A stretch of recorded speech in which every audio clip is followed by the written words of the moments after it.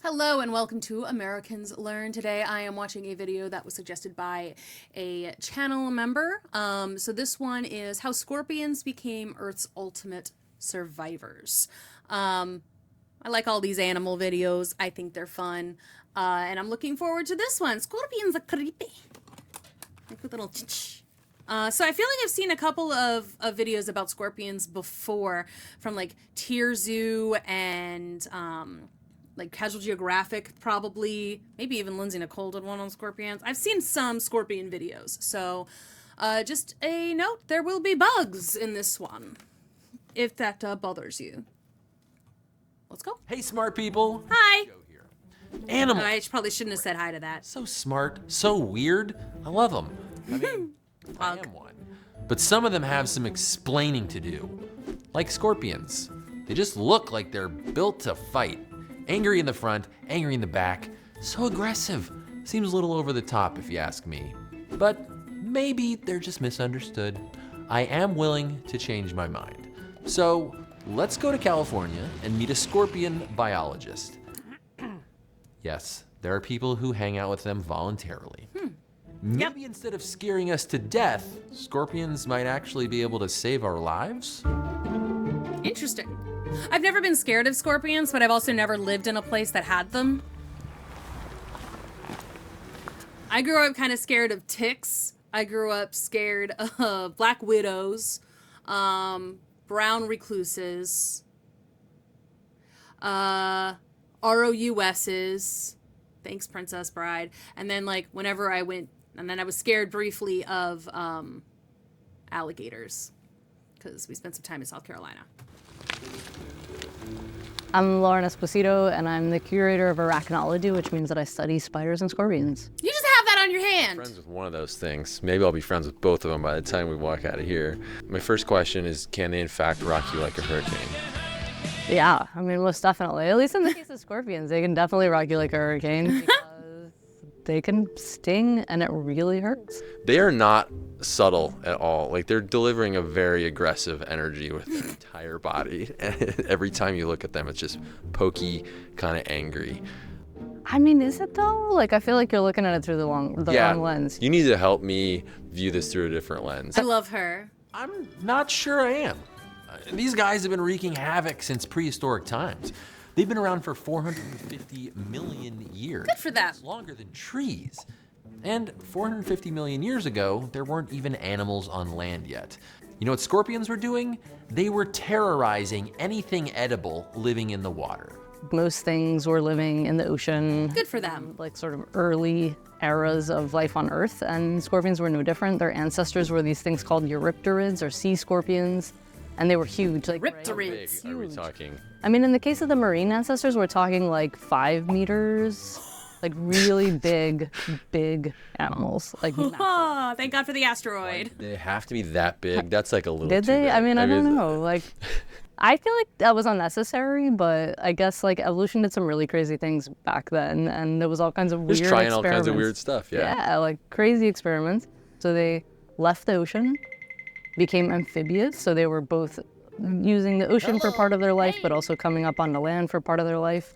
And some of the earliest evidence we have for that is there's these like trackways, so like scorpion footprints alongside ancient riverbeds. Wow, that's So they, like, left cool. their tracks in the mud of these rivers, and they were like coming up onto land to hunt spawning fish. So they were sort of like the version of grizzlies today, eating the ancestors of salmon back then. So kind of doing what grizzlies do.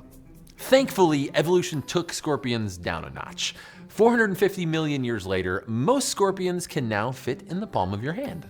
I feel like one of the reasons there's fewer big things, right? It was because food sources changed, right? And part of that was probably the big old dinosaur killing asteroid. But like, food sources started to change, and as humans started to grow and like change food sources for other creatures, like being bigger wasn't necessarily a perk anymore, because you have to eat so much more to maintain weight. Like elephants have to eat most of the time they're awake, you know? So it's like, it's not necessary. Giraffes have to eat a lot, you know? So it's not necessarily as advantageous anymore to be big. Being small can help in a lot of different ways. And I think part of that at least was, you know, and part of it was dinosaur stuff and like the asteroid, and then part of it was the rise of humanity and mammals in general. Because there was a lot of mammalian giant fauna for a while too, but those died out as well. And again, I think it's just because trying to maintain that body size is really difficult. Not that I recommend necessarily doing that. I wouldn't touch a scorpion. He's so cute though. Which I definitely prefer over a scorpion half the length of a school bus. But the crazy thing is that scorpions' basic body plan really hasn't changed.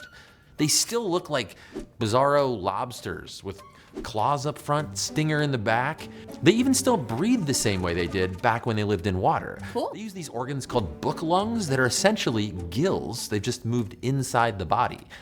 And it turns out this is a pretty solid body plan because scorpions just keep existing. 443 million years ago, they survived a mass extinction that wiped out around 85% of life on Earth. Then they rode out multiple ice ages, new predators, and that asteroid that killed the dinosaurs. Hey! Nothing phases them. And now, there are nearly 3,000 scorpion species on Earth. and Dang. counting. And not just in the desert, they live in tropical rainforests, savannas, the Himalayas, basically every part of Earth that's not frozen for most of the year. So they've been really, really successful, both in terms of like long scale, deep evolutionary time, but also in terms of where they live on the world, because they live basically everywhere. And so if you want to know about ecology and evolution, scorpions are a pretty good place to start.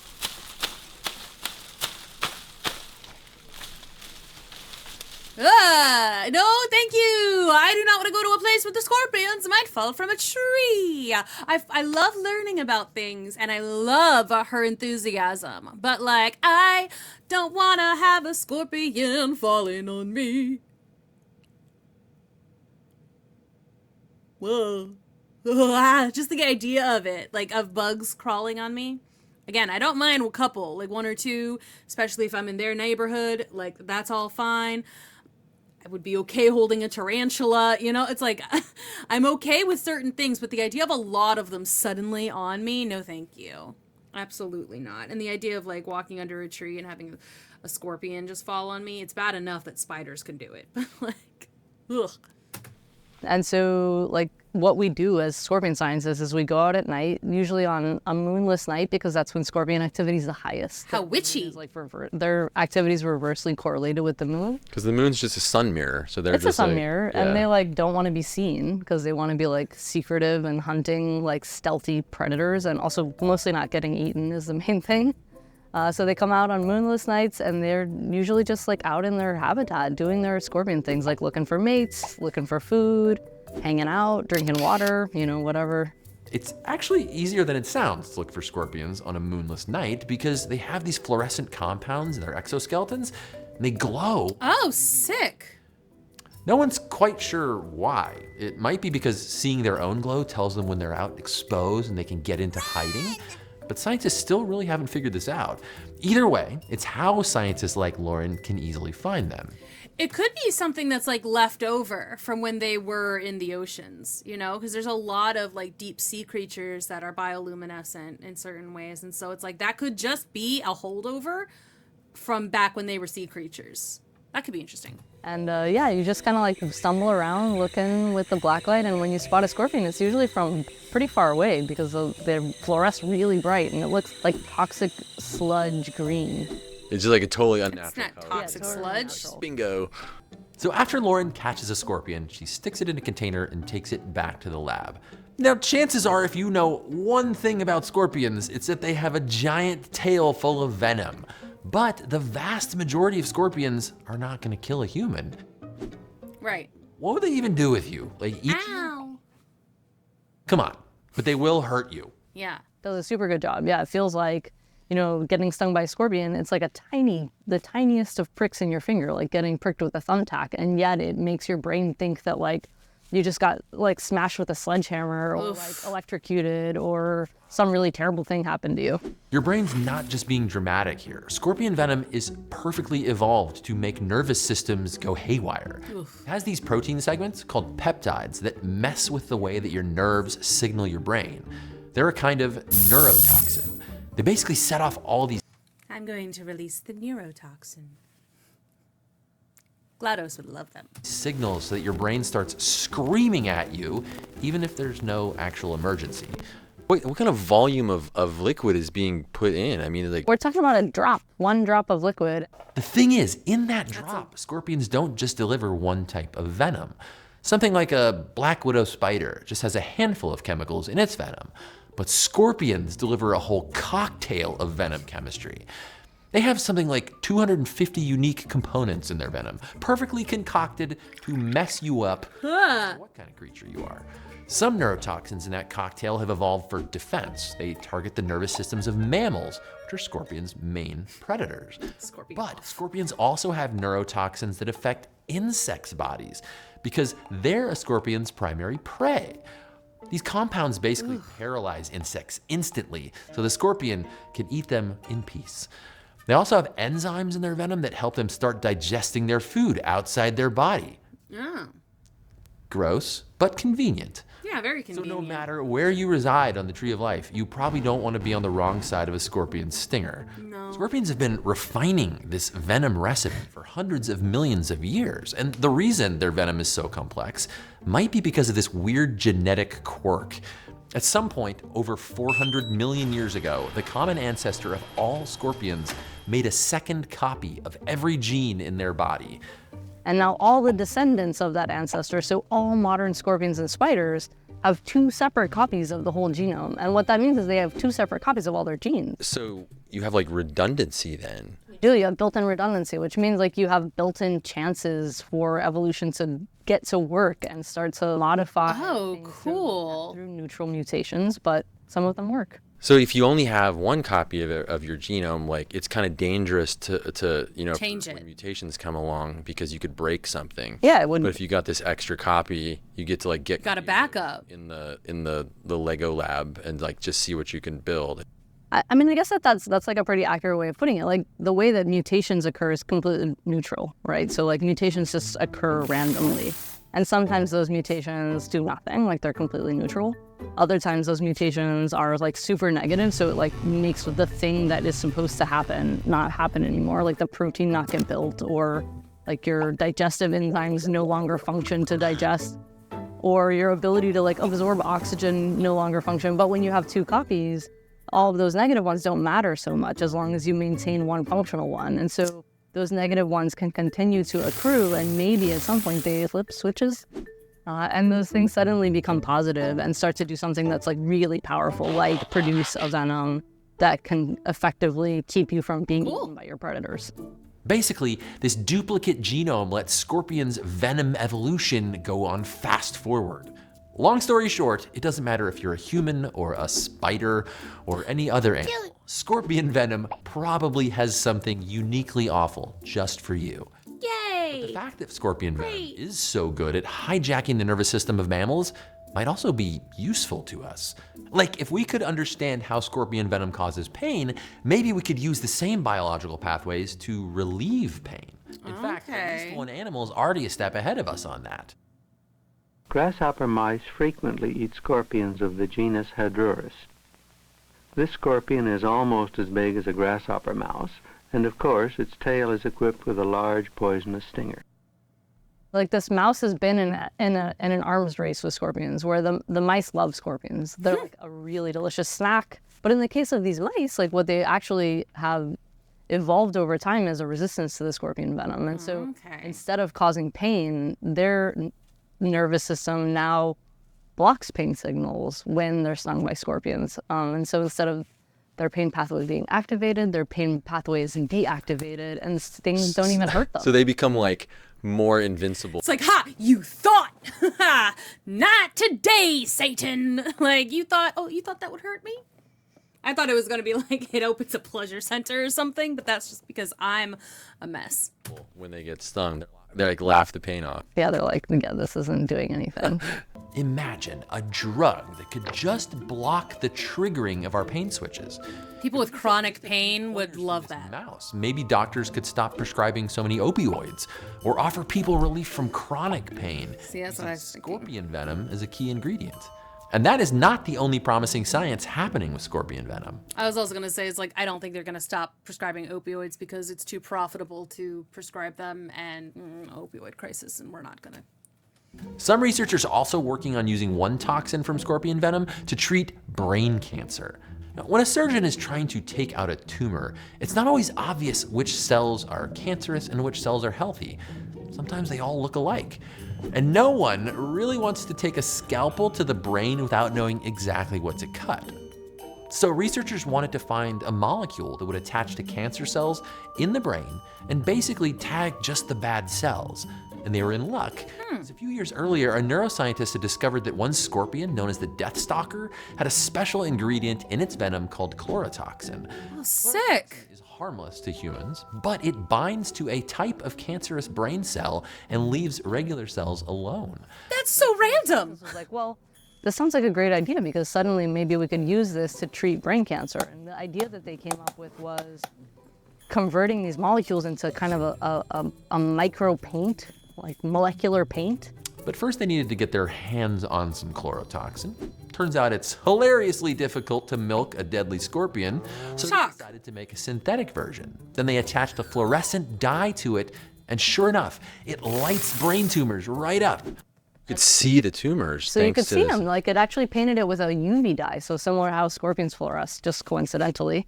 That's so random. Paint out of scorpion venom. And now this deadly scorpion is kind of a lifesaver instead. And so by painting the cancer cells, you can go in with microsurgical equipment and pull out all the cancerous brain cells and leave the healthy ones. And so like really minimizing side effects. Minimizing side effects, minimizing the damage to the healthy brain, and hopefully helping both the mice and, well, now people, because it's moved on to human clinical trials that have been super successful. Wow. Helping them minimize the damage to their brain following a brain cancer event. So after 450 million years on this planet, scorpions have come up with some pretty amazing venom. They'll still be happy to stick you with it and make you suffer, but they might also help prevent a lot of suffering in the future. Stay curious. That's cool. I have a much healthier respect for scorpions. I think they're buds now. Okay. Here I am, rock you. Oh, hey, didn't see you there. Hey. Thank you so much for sticking around to the end of the video. As always, I want to send out a huge thank you to everyone who supports the show on Patreon. We literally could not make the show without This is true. These episodes take a lot of work, a ton of research, and the support of our patrons literally makes it possible. You can help our show stick around for as long as the scorpions have, though we are less spicy.